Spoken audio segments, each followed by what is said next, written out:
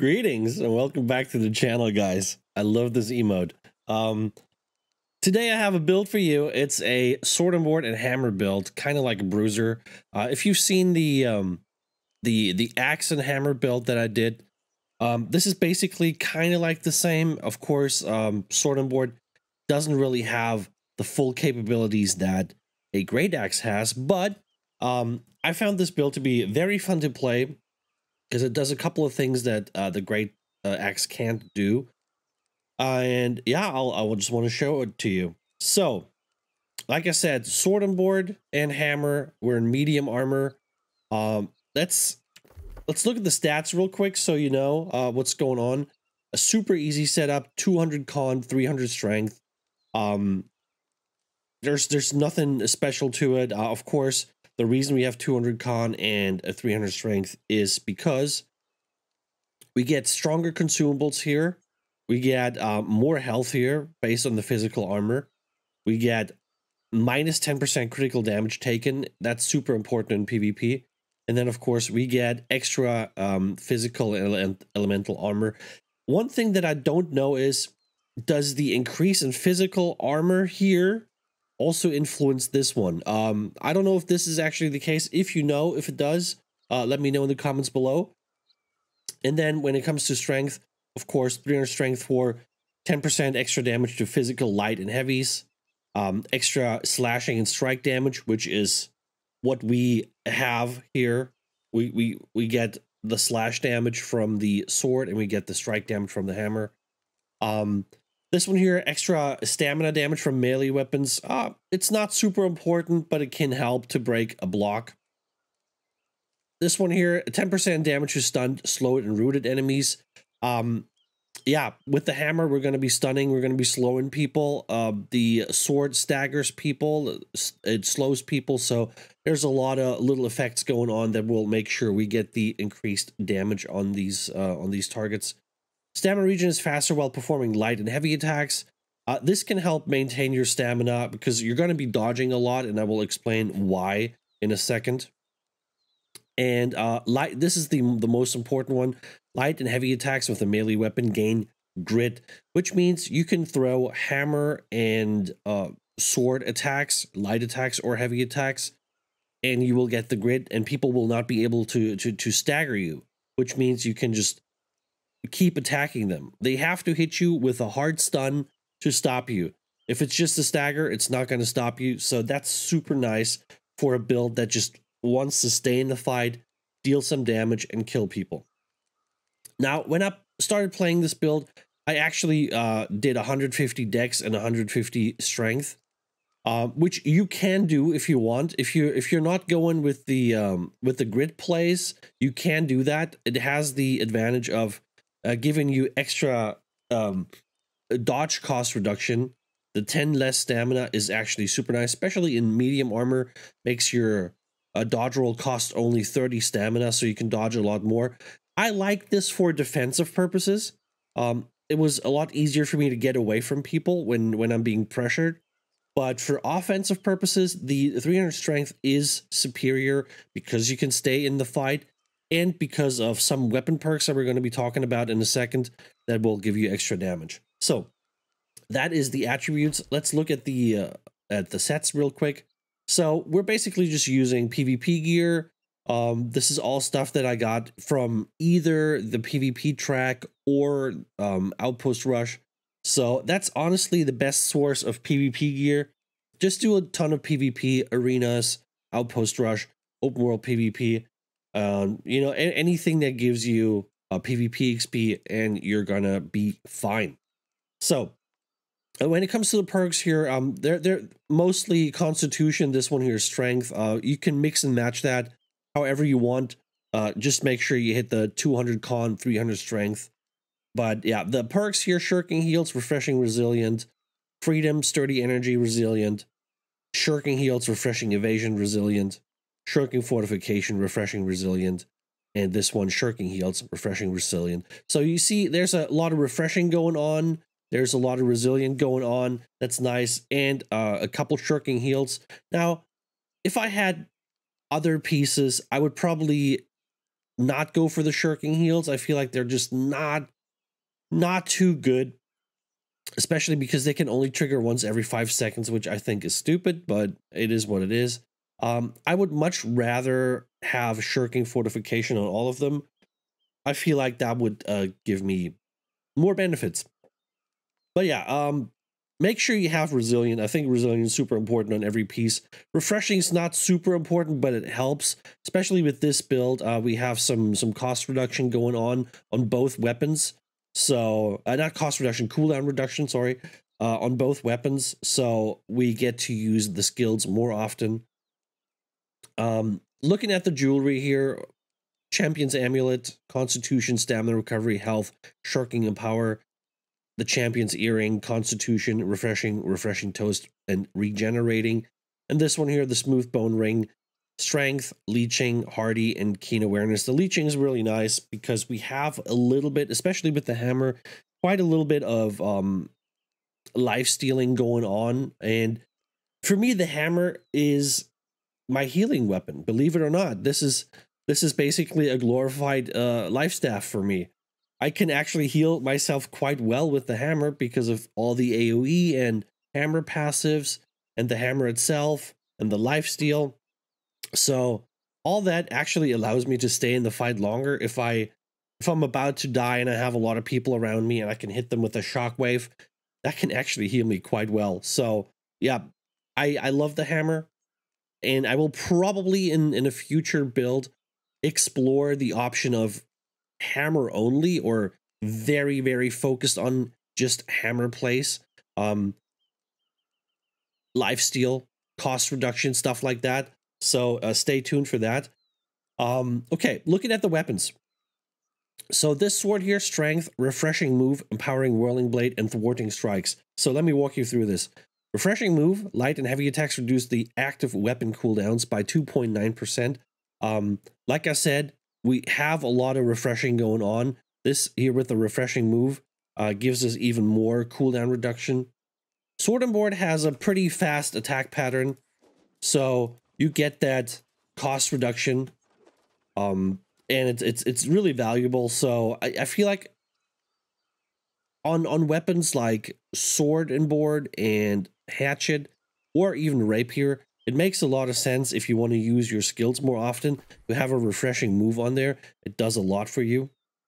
The Empowering Whirling Blade. So when I first started playing this build, I didn't use Whirling Blade. That came in later, but I kind of like it.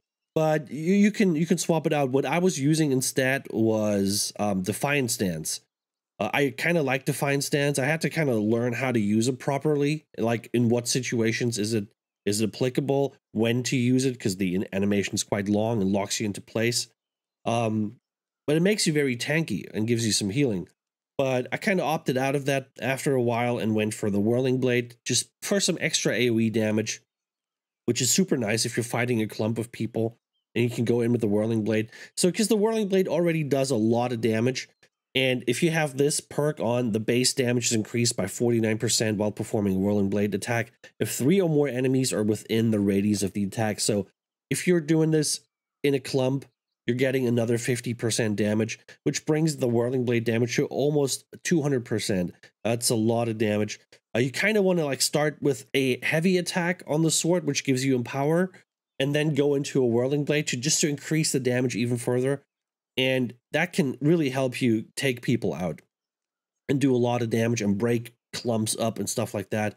And then, of course, we have the Thwarting damage. Thwarting Strikes deal 12% additional damage while you have active grit. As we talked about it, we have grit on our light and heavy attacks on both weapons. And some of the skills also have grit on both weapons. So while we're doing that, we get 12% extra damage. Super nice. I'm running a Gambit Gem on this one, 15% extra damage while the stamina is not full. I like that because I can control when that happens. I can always dodge.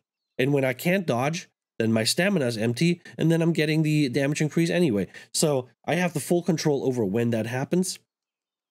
And you want to be dodging anyway. So the way you want to fight people is you want to hit them at least like 2 or 3 times and then dodge. if you attack him 2 times, it's gonna feel a lot better than the 3 times. But the 3 times will allow you to regen your stamina a little bit more, and then you know, keep doing this. But I would highly suggest you train, you practice this a little bit, get a feeling for it, because dodging is of course always nice, especially if you can really actually dodge some damage. But getting that extra damage on your attacks is super nice to have. Looking at the shield here, strength, keen, sturdy, and enchanted. It's kind of hard to get a good shield. This is a pretty good shield though. Keen is nice for the extra critical chance.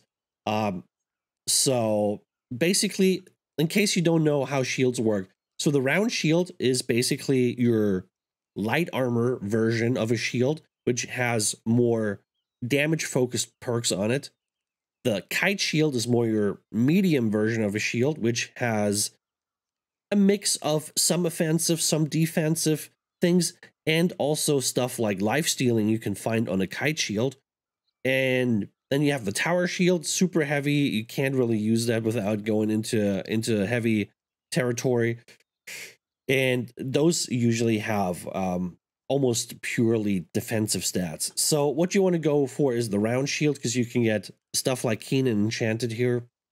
So yeah, keep that in mind. So Keen, really nice for the crit chance. Enchanted, really nice for the light and heavy attacks.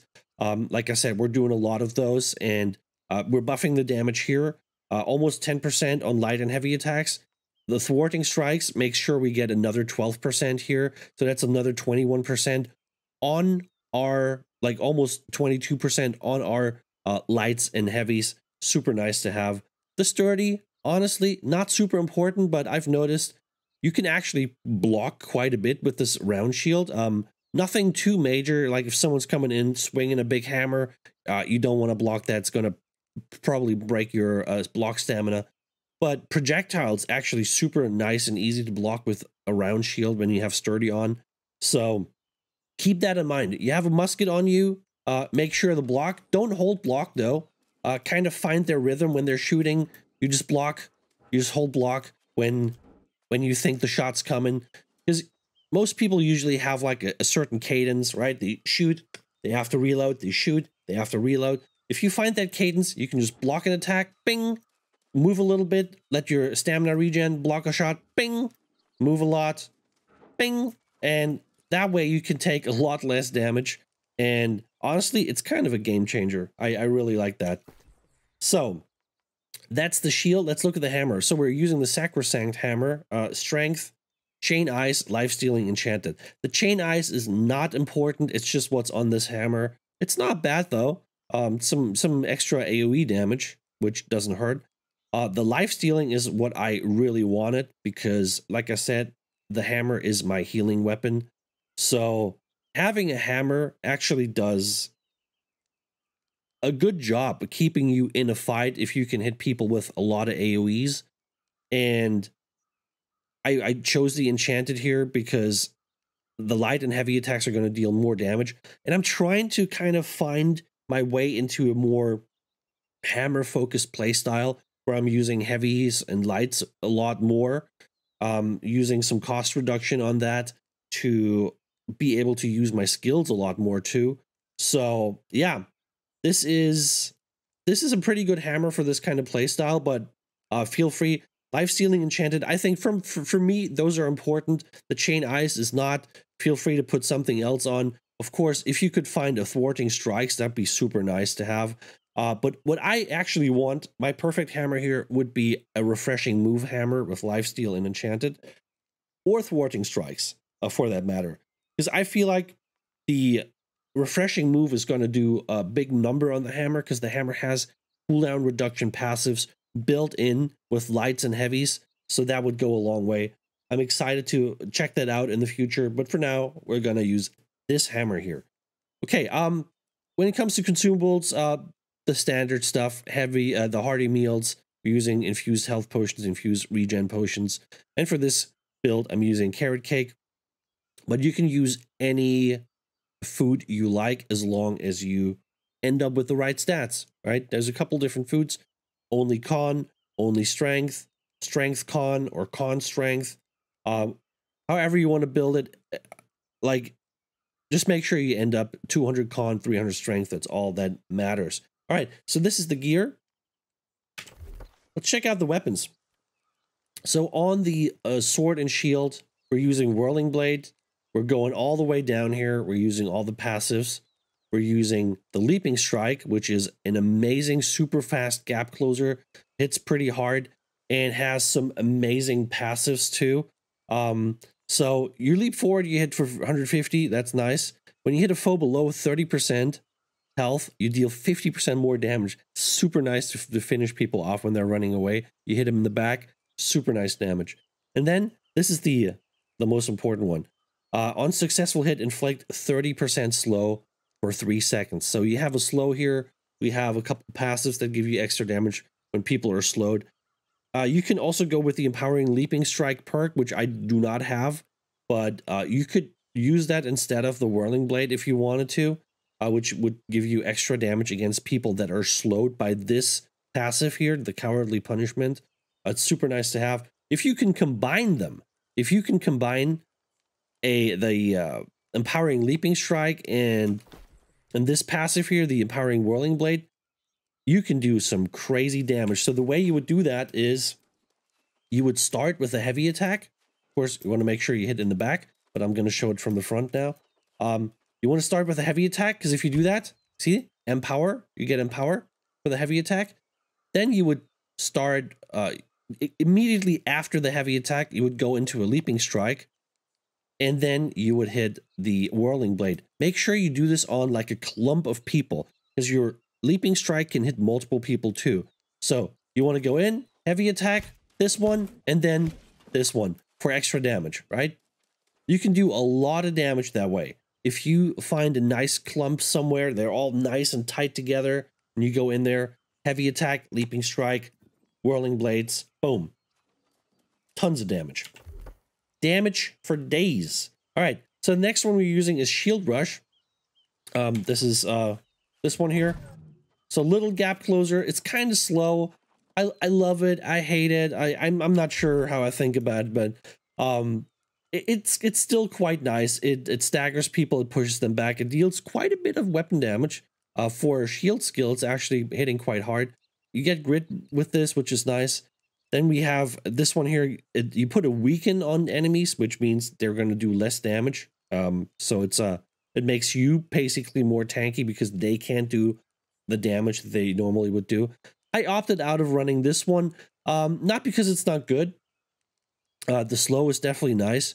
I opted out of this because I wanted some passives and I had to give up something, and this wasn't like super important because we have slows anyway. So, you know, like the Leaping Strike's gonna slow. We have this one here, the final attack, your light attack chain inflicts a slow. The hammer's going to slow people. So we have enough slows. That's why I gave this one up. It wouldn't really make a big difference because we already have a lot of those. So yeah, that's that. So looking at the passives, I've taken precision here for the extra crit chance. This one here, 10% extra damage to slowed foes. As we said, we have a lot of slows on this build, so the 10% damage here, it almost like always comes in. So it doesn't matter if you hit someone with the hammer, you hit him with the Leaping Strike, you hit him with a light attack combo. They're all going to be slowed. All the targets getting hit by that, so you get the 10% damage at all times. While the health is full, deal 15% more damage. It's not super important. You could give this up because, like I said, this only applies when your health is full. But it's nice as an opener. When you jump in, you hit someone in the back. Getting that extra additional damage is quite nice. Then the Empowered Stab, that's the one that I showed you. Successful heavy attacks grant 30% empower for 5 seconds. That's massive. That's 30% more damage on everything you do for 5 seconds. Super, super important. Critical precision, this one's nice. On critical, you gain some haste. You know, it helps you move around faster, especially if you're hitting someone in the back. You're always going to crit.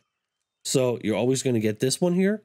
And it makes it easier for you to chase someone. So there's that. We looked at this one. The final attack in your light attack chain inflicts a slow. Super nice to have. On the defender tree, sturdy shield grants an additional 15% physical armor.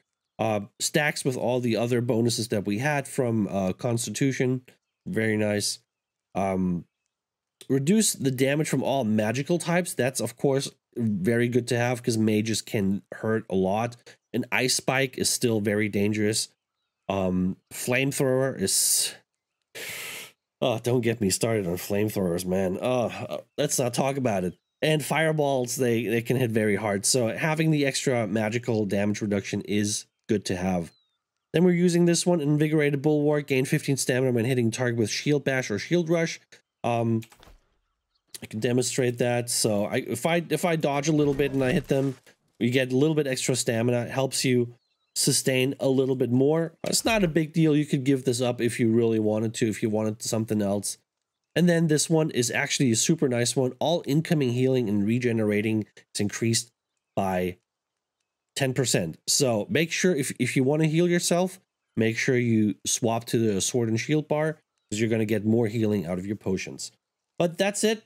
That's the sword and board bar. Let's take a quick look at the hammer bar. So on the hammer, we're going full crowd crusher. The reason for this is crowd crusher skills. This one here. This is the main passive. That's the main reason we're using all crowd crusher abilities. You regain 35% of your damage dealt as health and using a crowd crusher ability. Since I'm using the hammer defensively, I'm also sometimes using it offensively, but defensively, it's very, very nice. Lots of stuns. Make sure you can, you get a second to pop a potion or get away.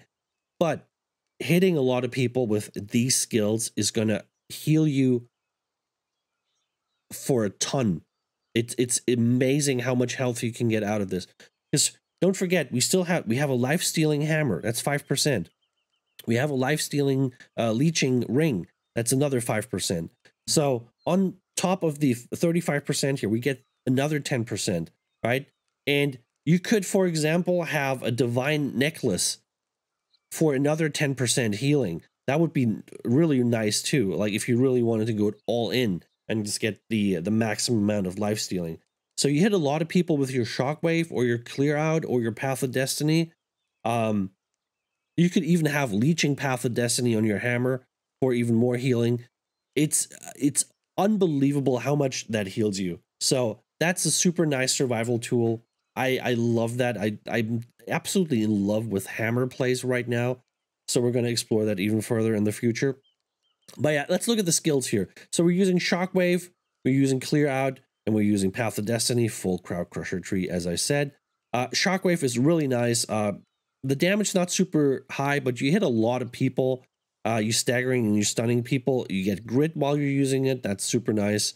It causes a weaken on targets. Like I said, it will make people hit you for less damage, which is good.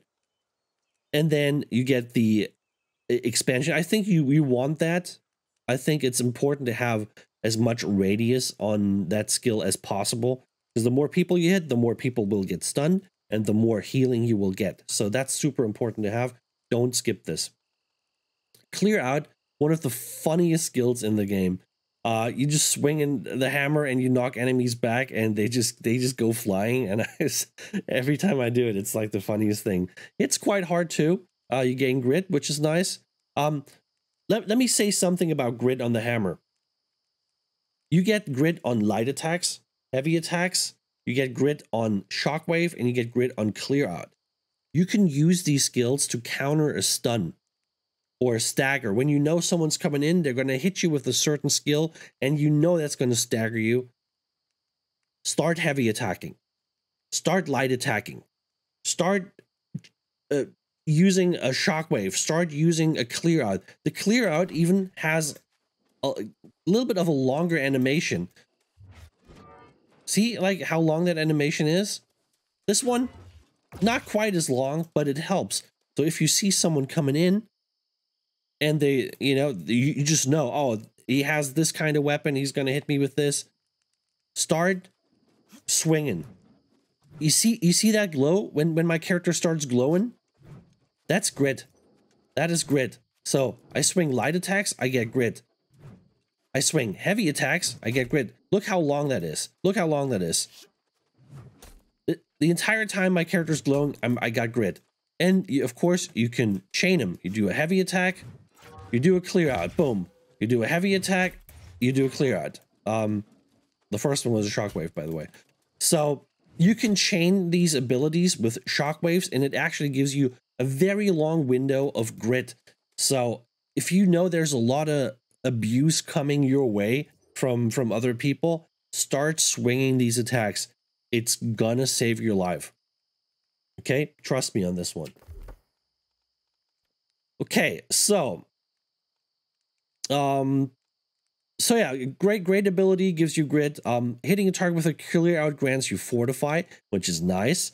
So you get some fortify here, which makes you take less damage. You put a weaken on people, which makes them do less damage. So that alone is a 20% damage reduction. If you hit people with both of them, you're going to take 20% less damage from them. Very nice. And the cooldown's reduced by 5% per enemy hit with the ability. Not super important. You can skip this, but it's good to have if you hit like a nice big pile of people. You can reduce that a little bit and use it faster. Especially like I said, on the hammer, I'm looking more into like a cost reduction kind of thing, a cooldown reduction kind of thing right now. So that's just part of it, but it's not super important if you don't want it. This one, I didn't go with this one. It's not super important for me. Using clear it on a target grants haste. If you want it, take it, you know, but I don't think it's like super important right now. Yo, and then Path of Destiny.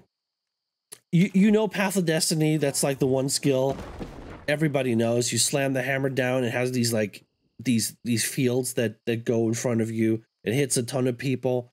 It doesn't really stun them, but it staggers them, which gives you a second to do something, you know. It's a tricky thing to use. My suggestion is don't use it when you have a lot of people on you. If there's like a ton of people around you and you're trying to use that, because this one doesn't give you grit, it can kind of fuck you over. So the way you want to use it is use it against people that are a little bit further away. When they're coming at you, you want to slow them down. You just hit that thing. They will get staggered, and due to some of the hammer passives that I will show you in a second, they will also get a slow, so they will move slower towards you. So that's a really nice thing to have. If there's like an enemy group coming at you, you just hit that thing. They're all going to be slower, and it gives you and your team some valuable seconds to react to this threat. And you can also use this as I kind of like to use this as like an opener sometimes when there's like people fighting and I'm coming in. You know, I'm approaching them from behind. And I'll just go in here, hit them with this, and then I leap in and I do my damage here. Because the thing is, as I told you, slowed targets take extra damage, right? We have passives that give us extra damage when we're hitting slowed targets. All my hammer attacks will slow targets. All your hammer skills will slow targets. So opening up with this one and then going in for the leaping strike for some juicy damage, and then you can start swinging your light attack chain, which is going to put another slow on it. The leaping strike is going to put another slow on it. So you're gonna hit a lot of slows on these targets. So you can really hit a lot of people with a lot of slows, which makes your damage against them higher. So keep that in mind when you're using the hammer. So, yeah. So powerful ground strike that erupts a linear wave of energy in front of the player, dealing 100% weapon damage. You all know that. It staggers. You have to get this one if you want the stagger. Otherwise, it's not going to stagger.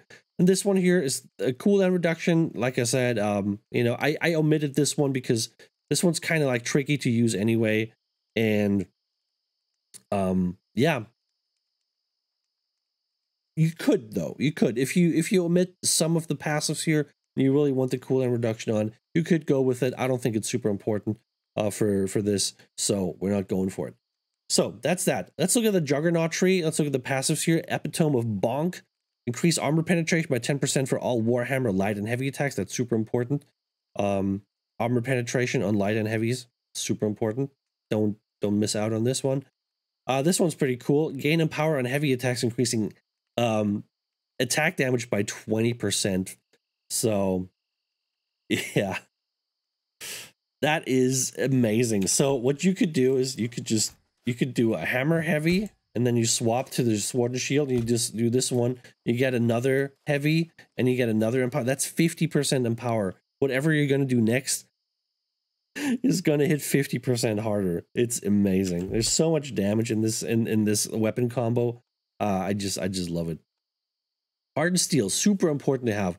Adds grit to Warhammer heavy attacks. Of course, we already get this from the strength passive, but it also grants 12% damage reduction while the grit is active. So, whenever you get grit, right? Whenever you get the grit, you're going to have 12% damage reduction.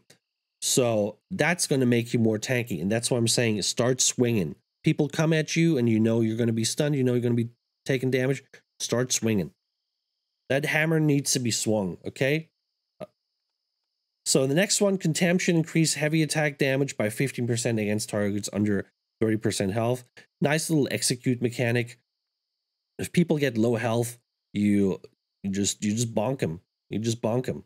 You know, it's really nice to have. Heavy attacks that produce. Let me read this again. Heavy attacks that reduce the cooldowns by 7%. So you get a 7% cooldown reduction if you hit a heavy attack. And there's also one over here, which is the same thing for light attacks, but only against targets with an active debuff. But don't worry about this. If you hit people with the skill, they're going to have an active debuff on them. So I went for this because of the cooldown reduction, as I mentioned. I really like this, especially if you hit a lot of people with like a heavy attack or a light attack. You get the cooldown reduction for every target. You know, it's not just for every hit, it's for every target that you hit. The cooldown reduction applies. So if you have a clump of people, they're really close together, and you hit them with a light or a heavy attack, and it splashes on all of them, you get a ton of cooldown reduction, which means you can use your skills more often and more often, and you just keep them coming, which is super, super nice. I love this. It feels really good. So yeah, keep that in mind. One thing I didn't take, which, you know, I'm still debating. Power through pain is super nice. 35% extra damage for 1 second after taking damage.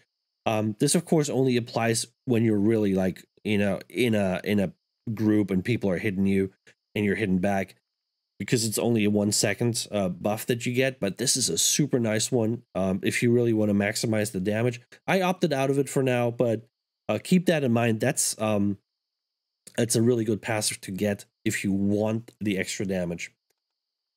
Outnumbered on the Crowd Crusher tree is super important to have. Increased damage absorption by 10% if surrounded by 2 or more enemies.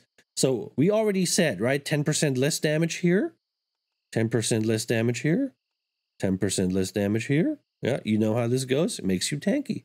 Hammer is a good tanking weapon. So yeah, keep that in mind. Resurgence. After 2 light attacks with Warhammer, debuff durations on a player are reduced. I mean, you know what? You could just omit that if you wanted to, and just put it in here. I gotta be honest, I don't know why I took it. There was some idea behind this. I can't recall this idea though. And it's probably just to get the Aftershock here, have enough points in here to get the Aftershock, and I will go over that in a second. Concussive impact heal, 15% increased damage against targets affected by Warhammer debuffs. Like I said, debuffs, there's tons of debuffs. A slow is a debuff too, by the way, so all your hammer attacks are going to slow. And so, yeah, they're just going to hit for 15% increased damage against targets. This one we already talked about, Prevailing Spirit, super nice to have, get the extra healing on it. And then, of course, you're going to unlock Aftershock. Why are we going to do this? Because whenever a target is affected by a crowd control effect, all these 3 are crowd control effects. They are slowed by 20% for 4 seconds. That's why I'm saying all your skills are going to slow targets. A slow is a debuff. A slow is going to increase your damage. A slow is going to affect your sword and board passives that give you increased damage. It's going to affect this passive here. No, where is it? This one here. It gives you extra damage on stunned, slowed, or rooted enemies. So it all plays together. And yep, that's the hammer tree, ladies and gentle boys. And that's the build. I hope you liked it. I will upload some footage for this build. Of course, go check out the channel in a day or two when you see this video. There's going to be videos with this build in action if you want to see it. Do me a favor, like, comment, and subscribe. Check me out on the Twitch. Okay, I'm streaming every day. I want to see you in there. Come in, say hi. We're building a community. And that's it, guys. That's all I have for you. Thanks for watching. I appreciate you. Take it easy. Bye-bye.